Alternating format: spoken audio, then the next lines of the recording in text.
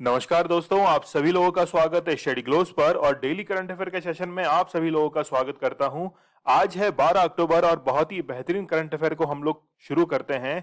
आप लोग मुझे इंस्टा पर फॉलो कर सकते हैं, जो भी आपकी क्वेरीज है वो मुझे पूछ सकते हैं। इसके साथ में ही लेक्चर की पीडीएफ विद आंसर्स आप लोगों को दीपक इंदौरा ऑफिशियल टेलीग्राम चैनल पर अवेलेबल करवा दी जाती है और खास तौर से आप लोगों के लिए जो भी हम लोग डेली करंट अफेयर के अंदर क्वेश्चंस को कवर करते हैं उनका एक क्विज जो है वो आप लोगों के लिए अवेलेबल रहता है।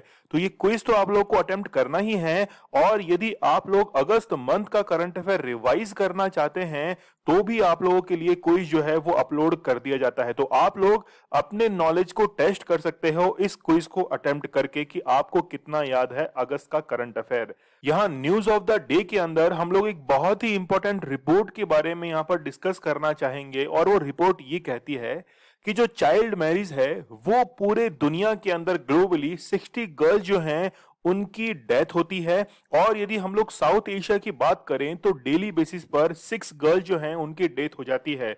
तो केवल चाइल्ड मैरिज जो है वो क्या इसके लिए रेस्पॉन्सिबल है या फिर हम लोग सोसाइटी की भी इस पे बात करना चाहेंगे।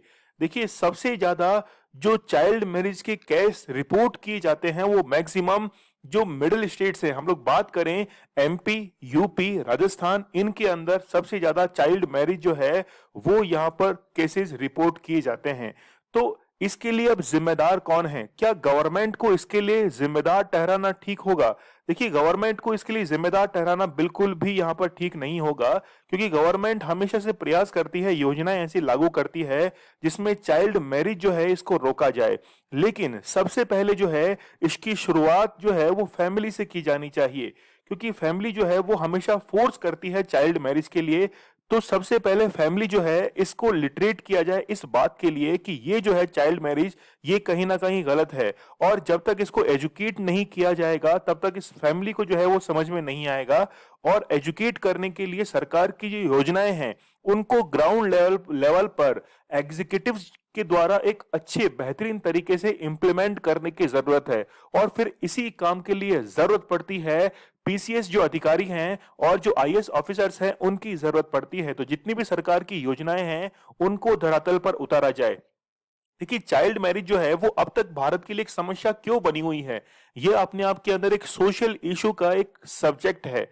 और ऐसे राइटिंग जब की जाती है तो इन्हीं रिपोर्ट्स को आधार बनाते हुए ये जो है ऐसे राइटिंग की जाती है। तो आप लोग इन रिपोर्ट्स के बारे में जरूर याद रखिएगा और मुझे कमेंट सेक्शन में ये बताइए कि 1947 से लेकर भारत के अंदर अब तक चाइल्ड मैरिज जो है ये समस्या क्यों बनी हुई है, क्या इसके पीछे रीजंस है। तो अपना अपना जो है ओपिनियन वो आप लोग मुझे कमेंट सेक्शन में देना मत भूलिएगा।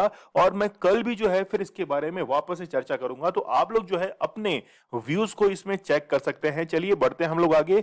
12 अक्टूबर के बहुत ही बेहतरीन करंट अफेयर को शुरू करते हैं हम लोग पहले क्वेश्चन के साथ में। मैंने आप लोगों से पहले ही कहा है कि जीआई टैग जो है इसकी अभी बाहर सी आई हुई है। तो रिसेंटली कन्याकुमारी क्लोव, यानी कि हम लोग बात कर रहे हैं यहाँ पर लौंग की, जो कि एक औषधीय पौधा है। और क्लोव जो है ये कहाँ की है? कन्याकुमारी क्लोव, जिसको रिसेंटली जीआई टैग दिया गया है। तो आप लोग नाम से ही इसको पकड़ पा रहे हैं कि कन्याकुमारी जो है वो तमिलनाडु के अंदर स्थित है। तो तमिलनाडु का प्रोडक्ट जो है इसको जीआई टैग दिया गया है। क्लोव जो है ये एक फूल से प्राप्त होती है, फ्लावर जो है प्लांट के फ्लावर से ये प्राप्त होती है। हम लोग यदि इसको ये कहना चाहें कि एक जो है फल से मतलब फ्रूट से ये प्राप्त होती है तो गलत नहीं होगा। अच्छा, मैं आप लोगों के सामने एक क्वेश्चन के तौर पर 4 ऑप्शंस देता हूं। जैसे सब्जी तो आप लोग खाते ही होंगे, मैं आप लोग कह रहा हूं कि एक तो आलू है, इसके साथ में भिंडी है, फिर आप लोगों ने शकरकंद का नाम सुना होगा। तो इन तीनों में से एक ऐसा मुझे बताइए प्रोडक्ट जो कि फूल से प्राप्त होता है, फ्लावर से प्राप्त होता है। ठीक है, चलिए यहां पर क्लोव की यदि हम लोग बात करें तो क्लोव जो है वो एक तरीके से मेडिकल जो प्रॉपर्टीज हैं वो क्लोव के अंदर पाई जाती हैं।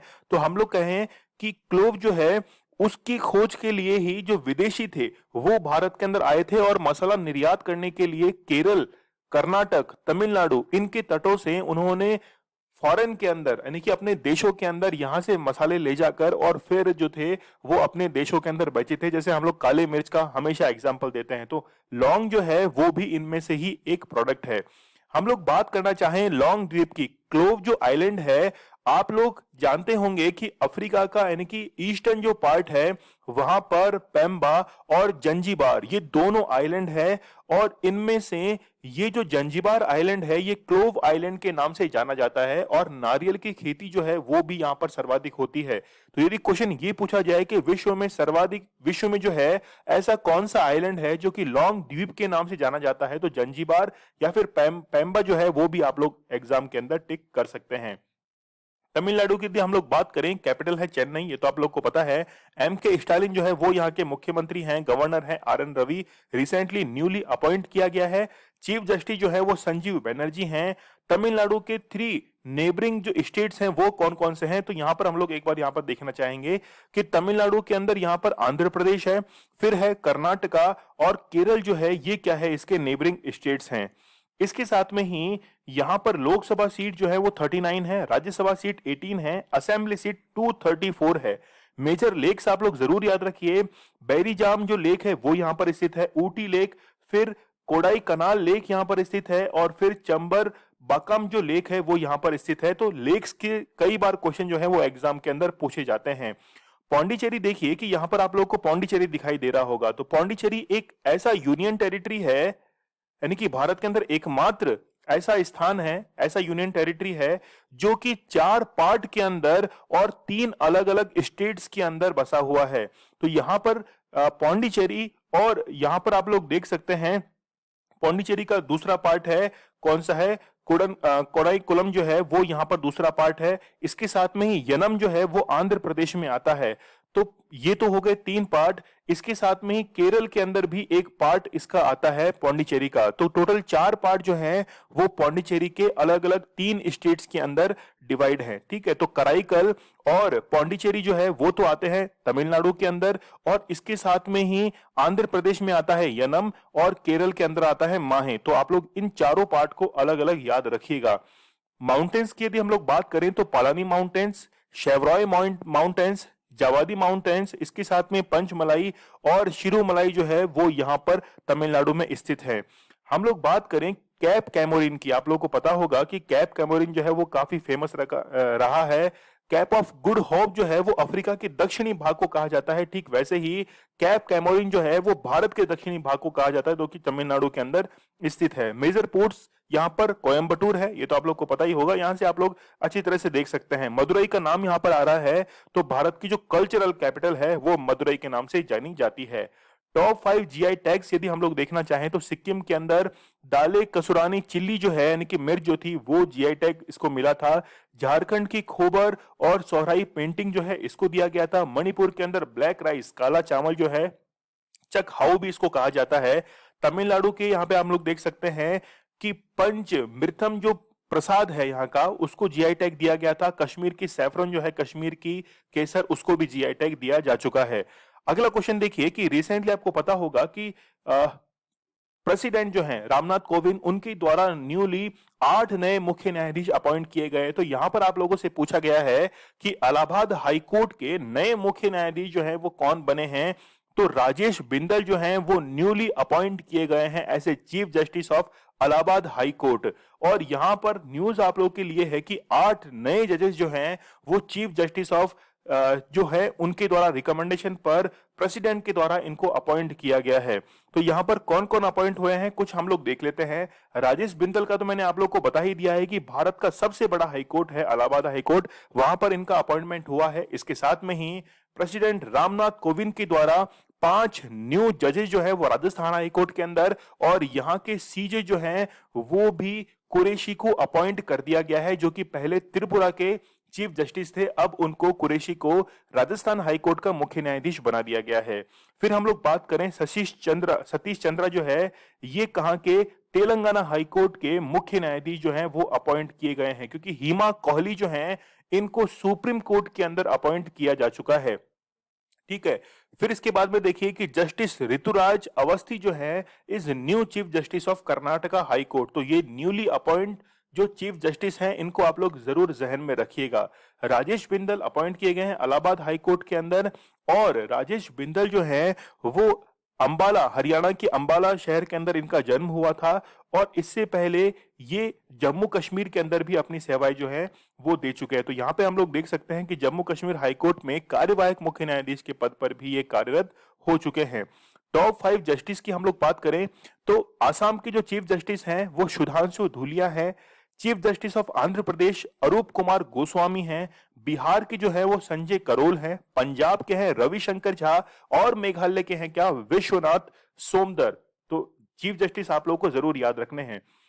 अगला क्वेश्चन देखिए कि सत्यजीत रे पुरस्कार जो है वो रिसेंटली दिया गया है भारतीय सिनेमा में बेहतरीन योगदान के लिए और वो दिया गया है बी गोपाल को। तो बी गोपाल जो है वो तेलुगु भाषा के, याद रखना, तेलुगु भाषा के फिल्म राइटर हैं और भारतीय सिनेमा में इन्होंने अतुल्य योगदान जो है वो दिया है, इसलिए सत्यजीत रे जो अवार्ड है वो बी गोपाल को दिया गया है। यहां पर हम लोग डेकन हेराल्ड की न्यूज देख सकते हैं कि तेलुगु, देखिए सबसे पहले तेलुगु भाषा के बारे में आप लोग समझिए कि जब 1953 के अंदर आंध्र प्रदेश का निर्माण किया गया था तो कर्नूल जो है इसको कैपिटल बनाया गया था, कर्नूल को, और तेलुगु भाषा के आधार पर ही किसका निर्माण किया गया था, आंध्र प्रदेश का निर्माण किया गया था। तेलुगु जो है इस भाषा के आधार पर आंध्र प्रदेश भारत का बनने वाला पहला ऐसा राज्य है जो कि भाषा के आधार पर बना था।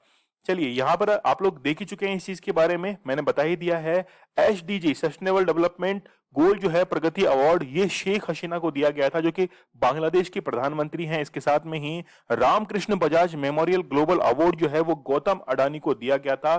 फ्लोरेंस नाइटिंगेल तो गुजरात की ये हैं, आप लोग जरूर याद रखना, बहुत ही इंपॉर्टेंट है, गुजरात से इनका संबंध है। और पेंडोरा गीवाला जो है इनको ये फ्लोरेंस नाइटिंगेल अवार्ड दिया गया था। अगला क्वेश्चन देखिए, बहुत ही इंपॉर्टेंट है एग्जाम की पॉइंट ऑफ व्यू से, चाहे हम लोग बात करें पीसीएस या फिर वनडे एग्जाम की बात करें, एनडीए वगैरह के एग्जाम आप लोग देते रहते हैं, एसएससी की बात करें, सभी एग्जाम्स के अंदर ये जो क्वेश्चंस है ये काफी इंपॉर्टेंट हो सकता है।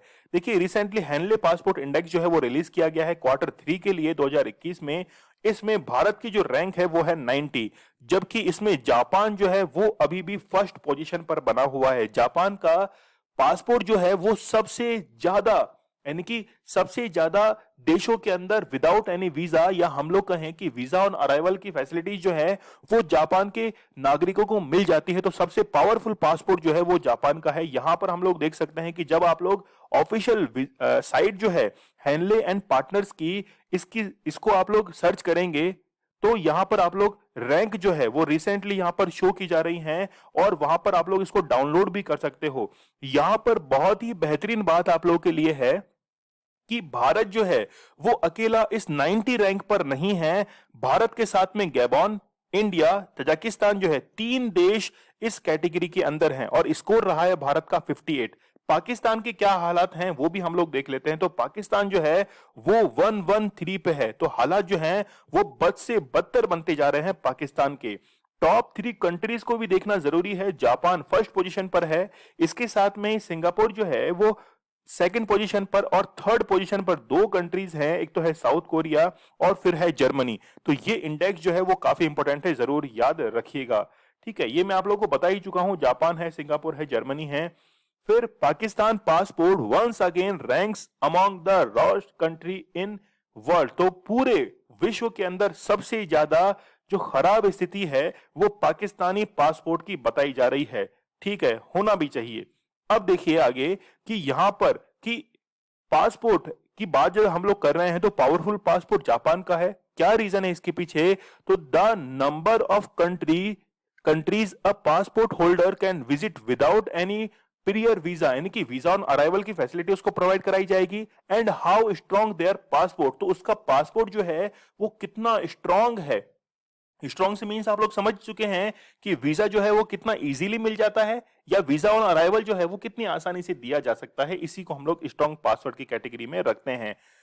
फर्स्ट पोजीशन पर जापान, सिंगापुर, फिर सेकंड पोजीशन पर Germany, south Korea, third position पर फिनलैंड, इटली वगैरह ये जो है वो देश आता है। ईश्वर हम लोग जो देख ही चुके हैं, हैंडली एंड पार्टनर जो है वो इसको इशू करते हैं। हेडक्वार्टर्स है लंदन के अंदर, यूनाइटेड किंगडम में।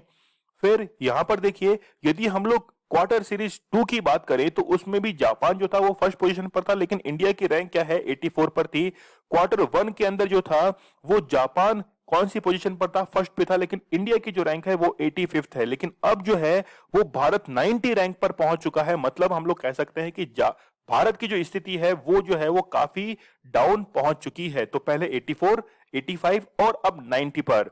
अगला क्वेश्चन देखिए, कौन सी स्पेस एजेंसी एस्ट्रॉइड को समझने के लिए डार्ट मिशन जो है इसको लॉन्च करेगी? तो ऐसा बेहतरीन कार्य जो है वो नासा के द्वारा किया जाएगा, लेकिन भारत जो है, भारत की स्पेस एजेंसी इसरो, वो भी आगे आने वाले भविष्य में ऐसे मिशंस के लिए तैयार है। तो डार्ट मिशन जो है वो लॉन्च किया जाएगा। सबसे पहले आप लोग इस पिक्चर को देखिए, यहां पर एस्ट्रॉइड जो है वो आप लोगों को देखने को मिल रहा है। मान लीजिए कि पृथ्वी से, देखिए जब भी कोई सैटेलाइट छोड़ा जाता है तो आप लोग याद रखना, जैसे इंडिया है तो इंडिया का ये ईस्टर्न कोस्ट है। तो हमेशा जब भी कोई सैटेलाइट लॉन्च किया जाता है या रॉकेट लॉन्च किया जाता है तो हमेशा वेस्ट टू ईस्ट, मतलब इस डायरेक्शन में इसको लॉन्च किया जाता है। रीजन इसका ये है कि यहाँ पर बे ऑफ बंगाल है, तो यहाँ पर कोई भी जनहानि जो है वो नहीं होगी। इसके साथ में ही अर्थ का जो रोटेशन है वो कैसा है, वेस्ट टू ईस्ट है। तो उसको अर्थ के रोटेशन के साथ में मैच करने के लिए ही जो लॉन्च किया जाता है वो वेस्ट टू ईस्ट डायरेक्शन के अंदर किया जाता है। तो आप लोग जरूर याद रखना। आई होप अब आप लोग जो है वो इससे थोड़ा सा क्लेरिफाई हो पा रहे होंगे कि एक मिशन जो है वो जब किसी एस्ट्रॉइड से जाकर टकराएगा और टकराने के बाद उसकी सैंपलिंग से उसके सारे रहस्य जो है वो जानने की कोशिश करेगा। तो यही क्या है, वो है डार्ट मिशन। यहां पर आप लोग इस पिक्चर्स के माध्यम से समझिए, यहां पर ये जो मिशन है, ये मिशन एक एस्ट्रॉइड जो है उससे जाकर टकराएगा और टकराने के बाद जो है उसकी सरफेस के अंदर ये इंसर्ट हो जाएगा और देखेगा कि उसकी सरफेस जो है वो कौन से मटेरियल से बनी है, उसका टेम्परेचर क्या है, प्रेशर क्या है, डेंसिटी कितनी है, उस सभी डेटास को ये कलेक्ट करेगा और फिर इसका क्या किया जाएगा, एनालिसिस किया जाएगा। एस्ट्रॉइड बेल्ट्स की यदि हम लोग बात करें तो यहां पर ये सन है, फिर इसके बाद में ये बुध ग्रह है, मतलब हम लोग कहें मरकरी है। इसके बाद में आप लोग देखिए कि पृथ्वी जो है, पृथ्वी के बाद में फिर मंगल ग्रह आता है, मार्स आता है, और मार्स फिर यहां पर है जुपिटर। तो जुपिटर और मार्स के बीच में ये जो एस्ट्रॉइड बेल्ट है ये पाई जाती है। तो ये जो है चार, इनको हम लोग कहते हैं इनर प्लैनेट्स। और एस्ट्रॉइड बेल्ट के बाहर जो है जितने भी प्लैनेट्स पाए जाते हैं उनको हम लोग कहते हैं आउटर प्लैनेट। तो आउटर प्लैनेट में जुपिटर से जब आप लोग शुरू करेंगे, यानी कि क्रम जो है वो भी याद आप लोग अच्छे से रख सकते हैं। जैसे आप लोग को डेज याद हैं तो हम लोग जैसे बुधवार से शुरू करते हैं, तो बुध से आप शुरू करेंगे तो एक दिन का गैप छोड़ दीजिए, फिर आता है शुक्र, फिर एक दिन का गैप छोड़ दीजिए आप लोग, फिर पृथ्वी आता है, मतलब संडे जो है वो आता है और संडे पृथ्वी पर मनाया जाता है। इसके साथ में फिर एक दिन का गैप छोड़ दीजिए, फिर आता है मंगल, फिर एक दिन का गैप छोड़ दीजिए आप लोग, फिर आता है बृहस्पति जिसको जुपिटर हम लोग कहते हैं। फिर बृहस्पति के बाद में फिर एक दिन छोड़ के क्या आता है, शनि आता है, और फिर अरुण और फिर वरुण। ठीक है, तो यहां पर आप लोग देख सकते हैं कि ये जो चार प्लेनेट हैं इनको हम लोग कहते हैं इनर, और ये चार जो हैं इनको हम लोग कहते हैं आउटर। इन दोनों के बीच में ही जो है वो पाई जाती है एस्ट्रॉइड बेल्ट। तो ये पूरी जो है वो व्याख्या मैं आप लोगों के सामने कर चुका हूं। तो स्पेस एक्स जो है वो फाल्कन 9 का इसके अंदर यूज करेगा। नासा की यदि हम लोग बात करें तो इसको एस्टेब्लिश किया गया था 29 जुलाई 1958 को। हेडक्वार्टर्स है वॉशिंगटन डीसी में, प्रेसिडेंट है बिल नेल्सन, और मोटो जो है वो क्या है, बेनिफिट ऑफ ऑल। ठीक है, सनराइज मिशन बहुत ही इंपॉर्टेंट है। सनराइज जो है वो नासा का सन मिशन है। इसके साथ में मरकरी के लिए भी एक जो है वो मैसेंजर मिशन जो है वो नासा के द्वारा छोड़ा गया था। फिर आप लोग देखिए अपोलो प्रोग्राम जो कि मून के ऊपर भेजा गया था पहली बार। ठीक है, अगला क्वेश्चन देखिए, 6 नंबर इंपॉर्टेंट है। गांधी जी के ऊपर एक पुस्तक जो है वो लिखी गई है, बुक लिखी गई है। गांधी जी एक ऐसे शख्सियत हैं जिन्होंने कपड़े जो थे वो कम पहने थे। मतलब आप लोग को पता होगा कि हिटलर के द्वारा इनको अधनंगा फकीर जो है वो कहा गया, लेकिन यही अधनंगा फकीर जो है वो पूरे भारत को अपने पीछे दौड़ाता है। मतलब भारत की जनता जो है इसको ये अधनंगा फकीर जो है वो अपने पीछे रखता है, इतनी बड़ी शख्सियत है। तो इन्हीं की फिलॉसफी के ऊपर एक बुक जो है वो अर्थशास्त्र गांधी लिखी गई है, the roots and the relation of the political economy of the Mahatma Gandhi. तो ये बुक जो है वो किसके द्वारा लिखी गई है, तो यहां पर आप लोग देख सकते हैं डी जो है ये इसका करेक्ट आंसर है। यहां पर बुक जो है इसकी पिक्चर भी आप लोग देख सकते हैं, जयतीरथ राव के द्वारा इस किताब को लिखा गया है। क्या है इस किताब के अंदर, इस किताब में लिखा गया है कि गांधी जी जो है इन्होंने इकोनॉमी, पॉलिटिकल, सोशल और फिलॉसफी जो है वो गांधी जी की क्या रही है। आप लोग चाहे नेशनल मूवमेंट की बात कर लीजिए या फिर भारत के बाहर भी इनके जो अभियान थे उसमें इनकी क्या रणनीति रही है। तो राव जो हैं वो फाउंडर एंड फॉर्मर सीईओ हैं सॉफ्टवेयर कंपनी एमसिस के। ठीक है, तो ये मैं आप लोगों को बता ही चुका हूं कि इनके अंदर जो छिपे हुए व्यक्तित्व हैं अर्थशास्त्र के, पूंजीवाद, कैपिटलिज्म के, तो इस बुक में ये बताया गया है और पेंगुइन के द्वारा इस बुक को क्या किया जाएगा, पब्लिश किया जाएगा। बुक्स देखिए कुछ इंपॉर्टेंट है। कॉन्स्टिट्यूशन, कल्चर एंड नेशन, ये कलराज मिश्र के द्वारा लिखी गई है जो कि राजस्थान के राज्यपाल हैं। बैक टू रूट जो है वो तमन्ना भाटिया के द्वारा। बैटलफील्ड जो है वो विश्राम बेडेकर के द्वारा। और द कपिल शर्मा स्टोरी जो है वो अजिताभ बोस के द्वारा लिखी गई है। तो यहां पर ये जो सेकंड नंबर की बुक है ये एग्जाम में पूछी जा चुकी है, तो आप लोग इसको जरूर याद रखना। तमन्ना भाटिया की बुक है बैक टू रूट्स। अगली देखिए, रिसेंटली बहुत ही बेहतरीन काम जो है वो आईटीबीपी और लद्दाख पुलिस के द्वारा किया गया है कि एक अननोन माउंटेन पीक थी, 6250 मीटर जो है इसकी हाइट थी और ईस्टर्न लद्दाख के अंदर ये स्थित है, लेकिन ये अननोन थी। सबसे बेहतरीन बात है, तो इसका नाम जो है वो दिया गया है क्या, नॉर्बू वांगडू पीक। ठीक है, तो ये नाम जो है वो आपको सुना सुना लग रहा होगा। तो फोनसेक बांगडू जो है वो आप लोगों ने थ्री इडियट्स के नाम, थ्री इडियट्स के अंदर जो है उस साइंटिस्ट का नाम सुना होगा, फोनसेक बांगडू। तो नॉर्बू वांगडू पीक जो है वो इसका नाम दिया गया है। सबसे पहले हम लोग यहाँ पर न्यूज देख लेते हैं, न्यूज क्या है इसके अंदर। सबसे बेहतरीन बात अभी हम लोग देखेंगे पीक के बारे में। आप लोग देखिए तो नॉर्बू पीक जो है वो ईस्टर्न लद्दाख के अंदर स्थित है। शायद आप लोगों को यहां पर ये समझ में नहीं आएगा, लेकिन फिर भी जो है वो आप लोग इसको देख लीजिए। यहां पर जो है इस पीक की बात की जा रही है लद्दाख रेंज की।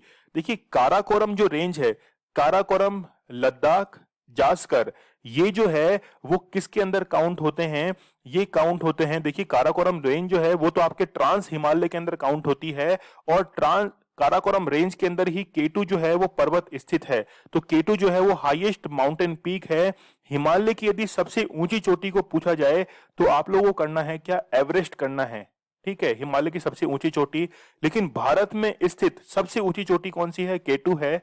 लेकिन भारत में ही स्थित हिमालय की सबसे ऊंची चोटी कौन सी है, तो आपको कंचनजंगा करनी है। हम लोग अभी बात कर रहे थे लद्दाख रेंज की, तो लद्दाख रेंज के अंदर ही अभी जो है वो रिसेंटली अननोन जो है वो एक पीक का नाम दिया गया है। तो यदि नॉर्थ टू साउथ जो है इसको अरेंज करेंगे तो काराकोरम, लद्दाख, जास्कर, पीर पंजाल जो है फिर आप लोगों को यहां पर इसको अरेंज करना है। यहां पर आप लोगों को कंफ्यूज नहीं होना है इस नाम को लेकर। देखिए धौलाधर जो है, धौलाधर रेंजेस वो इंडिया के अंदर स्थित है, जम्मू कश्मीर से ये शुरू होती हैं। फिर धौला, यहां पर देखिए धौलागिरी, ये जो है वो कहां पर स्थित है, नेपाल के अंदर। तो धौलागिरी जो है वो नेपाल में स्थित है और धौलाधर जो है वो मिडिल हिमालय का पार्ट है जो कि भारत के अंदर स्थित है। यदि मान लीजिए कि यहां पर बात की जाए माउंट कैलाश, धौलागिरी, अन्नपूर्णा, एवरेस्ट, मकालू, कंचनजंगा, तो इनका आप लोग वेस्ट टू ईस्ट जो है वो क्रम या फिर ईस्ट टू वेस्ट क्रम जो है वो भी आप लोग जरूर याद रखना, क्योंकि आप लोगों को पता होगा कि एग्जाम के अंदर क्वेश्चन पैटर्न जो है वो कैसा चलता है। ठीक है, तो ये हम लोग कवर कर ही चुके हैं। सबसे बेहतरीन बात है कि 20 क्लाइंबर जो है उन्होंने पार्टिसिपेट किया था, जिसमें आईटीबीपी की 4 महिला क्लाइंबर्स हैं और 2 पर्सनल जो हैं वो लद्दाख पुलिस के हैं। तो यहां पर ये बेहतरीन बात है कि 4 महिलाओं ने जो है वो इसके अंदर पार्टिसिपेशन दिखाया है। आईटीबीपी की यदि हम लोग बात करें, एस्टेब्लिश किया गया था 24 अक्टूबर 1962 को। हेडक्वार्टर्स है न्यू दिल्ली के अंदर और संजय अरोड़ा जो हैं वो डायरेक्टर जनरल है। मोटो है इसका bravery, perseverance, devotion to action. ठीक है, तो ये मोटो जो है वो भी काफी इंस्पायर्ड है। तो यहां पर हम लोग देख सकते हैं कि डायरेक्टर जनरल जो है वो आप लोग को याद रखने हैं। अगला क्वेश्चन देखिए आप लोग, who has been awarded the Aryabhata award by the astrological council of India for lifetime contribution in the field of space. तो अंतरिक्ष के क्षेत्र में लाइफ टाइम जो है वो योगदान देने के लिए किस व्यक्ति को एस्ट्रोलॉजिकल काउंसिल ऑफ इंडिया के द्वारा आर्यभट्ट अवार्ड जो है वो दिया गया है। तो डीआरडीओ के जो हेड हैं जी सतीश रेड्डी, उनको ये अवार्ड दिया गया है, आर्यभट्ट अवार्ड। ठीक है, क्यों दिया गया है ये तो आप लोगों को बता ही दिया गया है कि स्पेस के क्षेत्र में बेहतरीन योगदान के लिए। और ये अवार्ड जो है वो दिया गया है कहां पर, बैंगलोर के अंदर एक समारोह जो था वो आयोजित हुआ था और वहीं पर इनको ये पुरस्कार दिया गया था। अगला क्वेश्चन देखिए, इंपॉर्टेंट है। बाई मंथली पॉलिसी जो है वो आ चुकी है आरबीआई की, जिसमें मॉनेटरी पॉलिसी के अंदर रिसेंटली रेपो रेट जो है उसको डिसाइड किया गया है। तो रेपो रेट जो है वो 4% डिसाइड की गई है। 4% रेपो रेट जो है वो डिसाइड की गई है। अभी हम लोग देख लेते हैं और भी रेट्स। रेपो रेट जो है वो 4% है, रिवर्स रेपो रेट 3.35। तो यहां पर मैं रिवर्स रेपो रेट लिखता हूं, फिर रेपो रेट लिखता हूं, और फिर मैं लिखता हूं यहां पर बैंक रेट। ठीक है, बैंक रेट या एमएसएफ जो है वो दोनों हमेशा इक्वल ही होती हैं। तो जब जब मान लीजिए कि आरबीआई जो है, आरबीआई किसी कमर्शियल बैंक को पैसा जो है उधार देती है, और जिस रेट पर वो पैसा उधार देती है उसको क्या कहा जाता है, रेपो रेट कहा जाता है, जो कि 4% है। और रिवर्स रेपो रेट जो है वो हमेशा कम होती है। कमर्शियल बैंक की जो एक्स्ट्रा मनी होती है, एक्स्ट्रा एसेट्स जो हैं, उसको वो क्या करता है कि आरबीआई को ऋण पर दे देता है, लोन दे देता है उसका। तो उस पर जो इंटरेस्ट प्राप्त होता है उसको हम लोग कहते हैं रिवर्स रेपो रेट। ठीक है, मार्जिनल स्टैंडिंग फैसिलिटी कहा जाता है कि जितनी भी बड़ी बड़ी कॉर्पोरेट कंपनीज जो हैं उनको कुछ दिन के लिए, यानी कि मिनिमम डेज के लिए, 1 या 2 दिन के लिए बहुत ही ह्यूज अमाउंट जो है वो लेना पड़ता है लोन पर। और फिर इसके लिए ये जो रेट है वो भी थोड़ी हाई लगती है, इसलिए इसको क्या कहते हैं, मार्जिनल स्टैंडिंग फैसिलिटी कहा जाता है। ठीक है, चलिए बढ़ते हैं हम लोग आगे। बैंक रेट जो है 4.25% है, दोनों हमेशा सेम रहती है। सीआरआर 4% है। ठीक है, कैश रिजर्व रेशो जो है वो बैंक अपने पास में रखता है। फिर एसएलआर, इसको हम लोग कहते हैं स्टेचुरी लिक्विडिटी रेशो, वो कितना है, 18% है। ठीक है, तो रेपो रेट जो है मैं आप लोगों को बता ही चुका हूं क्या होता है ये। आरबीआई की यदि हम लोग बात करें तो 25th गवर्नर कौन है, शक्तिकांता दास हैं। हेडक्वार्टर जो है वो मुंबई के अंदर है। एस्टेब्लिशमेंट 1 अप्रैल 1935 को की गई थी। अभी रिसेंटली क्वेश्चन जो है यूपीएससी के अंदर पूछा गया है कि आरबीआई की गवर्नर जो है इनका अपॉइंटमेंट किस प्रकार या किसके द्वारा किया जाता है। नेक्स्ट क्वेश्चन देखिए कि लोगो जो है वो रिलीज किया गया है यूरो कप 2024 के लिए, और किस देश के द्वारा किया गया है, तो जर्मनी के अंदर ये अभी आयोजित होने जा रहे हैं 2024 को, इसलिए जर्मनी के द्वारा ही ये लोगो जो है वो रिलीज किया गया है। लोगो आप लोग देख सकते हैं यहां पर। और फिर ये द हिंदू की न्यूज भी आप लोग देख सकते हैं, जर्मनी अनवेल्स यूरो जो है 2024 का लोगो रिलीज किया गया है। ठीक है, तो यहां पर आप लोग देख सकते हैं कि यह प्रतीक चिन्ह जो है हेनरी डेलानाउ कप की रूपरेखा है, जिसके बाहर ओलंपिया स्टेडियम की छत को अंडाकार के रूप में दिखाया गया है। तो यहाँ पर आप लोग इजीली इसको देख सकते हैं। जर्मनी के अंदर जो है ये यूरो कप आयोजित किया जाएगा 2024 के अंदर। शुरुआत की गई थी 1960 के अंदर। 2020 में इसको क्या कर दिया गया था, पेंडिंग कर गया, सस्पेंड कर दिया गया था, पोस्टपोन कर दिया गया था। अब जो है वो 2024 के अंदर जो है वो आयोजित किया जाएगा। ठीक है, चलिए अगस्त मंथ के हम लोग करंट अफेयर को रिवाइज कर लेते हैं। टोक्यो ओलंपिक 2020 में भारतीय रेसलर बजरंग पूनिया ने कौन सा पदक जीता है, तो ब्रॉन्ज मेडल इनके द्वारा जीता गया है। कौन सी स्पेस एजेंसी अवलोकन यानी कि ईओएस अर्थ ऑब्जर्वेशन सैटेलाइट जो है इसको लॉन्च करेगी, तो वो कौन सा है, इसरो है। नेक्स्ट क्वेश्चन देखिए, राष्ट्रीय हथकरघा दिवस जो है, नेशनल हैंडलूम डे, वो सेलिब्रेट किया जाता है 7 अगस्त को। किस देश ने अपने सभी समुद्री राष्ट्रीय उद्यानों से मूंगे को नुकसान पहुंचाने वाले रसायनों से युक्त सनस्क्रीन पर प्रतिबंध लगा दिया है, तो वो कौन सा देश है, वो है थाईलैंड। भारत की सबसे हल्की मेट्रो ट्रेन और पुणे की पहली मेट्रो का निर्माण कौन सा देश कर रहा है, तो इटली के द्वारा इसका निर्माण किया जा रहा है। यूएसएआईडी ने किस भारतीय मूल की महिला को अपना मिशन निर्देशक जो है वो नियुक्त किया है, तो वीना रेड्डी। बहुत ही इंपॉर्टेंट क्वेश्चन है ये। भारत का विदेशी मुद्रा भंडार में कौन सा स्थान आ चुका है, तो 4th जो है वो भारत का स्थान है। ये क्वेश्चन बहुत ही इंपॉर्टेंट है, एग्जाम में अभी रिसेंटली पूछा गया है ये।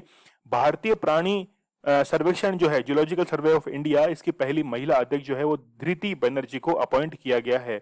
हाल ही में किस जल विद्युत परियोजना को ब्रुनेल मेडल से सम्मानित किया गया है, तो मार्गदेशी जो है भारत भूटान के बीच है, इसको क्या किया गया है, ब्रुनेल मेडल से सम्मानित किया गया है। अगला क्वेश्चन देखिए, ग्रामीणों को स्वच्छ जल के महत्व के बारे में जानकारी देने के लिए किसने पानी माह या जल माह की शुरुआत की है, तो वो है लद्दाख के द्वारा। हम लोग कल के करंट अफेयर को रिवाइज कर लेते हैं 11 अक्टूबर के। पहला क्वेश्चन है, विश्व कुश्ती चैंपियनशिप 2021 में सिल्वर मेडल जो है वो किसके द्वारा जीता गया है, तो अंशु मलिक के द्वारा जीता गया है। 2021 में किन 2 वैज्ञानिकों को नोबेल शांति पुरस्कार सम्मानित किया गया है, तो दोनों आंसर जो है यहाँ पे करेक्ट रहेंगे, सी आंसर इसका हो जाएगा। किस संस्था ने भारत के लिए 2021 state of the education report को रिलीज किया है, तो वो है यूनेस्को। प्रतिदिन 15 लाख लोगों को टीका लगाने के लक्ष्य के साथ मिशन कवच कुंडल जो है ये किस राज्य सरकार के द्वारा लॉन्च किया गया है, तो वो है Maharashtra. Forbes India rich list 2021 में शीर्ष पर कौन रहे हैं, तो यहाँ पर मुकेश अंबानी रहे हैं। किस राज्य के गुरु घासीदास राष्ट्रीय उद्यान और तमौर पिंगला वन्यजीव अभ्यारण्य के संयुक्त यानी कि दोनों को एक साथ मिक्स कर दिया जाएगा, मिला दिया जाएगा? छत्तीसगढ़ में ये स्थित है। काफी इंपॉर्टेंट क्वेश्चन है। विश्व प्रवासी पक्षी दिवस जो है वो कब मनाया गया है? तो 9 अक्टूबर को। अजय वॉरियर ये जो युद्धाभ्यास है भारत और ब्रिटेन के बीच में हुआ है। कॉमनवेल्थ गेम्स 2022 की मेजबानी जो है वो बर्मिंघम जो है इंग्लैंड के अंदर स्थित है, इसके द्वारा की जाएगी। विश्व स्वास्थ्य संगठन द्वारा स्वीकृत प्रथम मलेरिया वैक्सीन जो है ये कौन सी है? तो आरटीएस एस AS01, ये आप लोग याद रखना, या फिर आप लोग दूसरा नाम जो है वो भी जरूर याद रखना। कल मैंने बताया था, आप लोग मुझे कमेंट सेक्शन में उसका नाम बता दीजिए, ठीक है। चलिए, ये कल का स्टडी क्लोज क्वेश्चन था कि प्रधानमंत्री नरेंद्र मोदी जी के द्वारा 15 अगस्त को लाल किले में मनाए जाने वाले स्वतंत्रता दिवस पर विशेष अतिथि के रूप में किसे अपॉइंट किया गया है? तो तीन जो है यानी कि थर्ड इसका करेक्ट आंसर रहेगा। ओलंपिक की टीम जो है इनको अपॉइंट किया गया था एज ए स्पेशल गेस्ट। आज आप लोगों के लिए क्वेश्चन है कि हाल ही में भारत का पहला हार्ट फेलियर बायो बैंक जो है वो किस राज्य के अंदर शुरू किया गया है? तो इस क्वेश्चन का आंसर मुझे आप लोग कमेंट सेक्शन में देना मत भूलिएगा। और हाँ, सेशन को तो लाइक करना ही है, इसके साथ में क्विज जो आप लोगों के लिए अपलोड कर दिए जाते हैं, चाहे वो रिवीजन क्लास के हों, रिवीजन क्वेश्चंस हो या फिर डेली करंट अफेयर के क्वेश्चन हो, तो इस क्विज को आप लोग को जरूर अटेम्प्ट करना है, जो कि आप लोग को मिलेगा दीपक इंदौरा टेलीग्राम चैनल के ऊपर। स्टडी क्लोज आप लोगों के लिए बहुत ही बेहतरीन कंटेंट लेकर आता है। नॉलेज इज पावर, ये हमारी टैगलाइन है। तो चलिए, कल मिलते हैं हम लोग बहुत ही बेहतरीन लेक्चर के साथ। तब तक के लिए धन्यवाद। Thank you.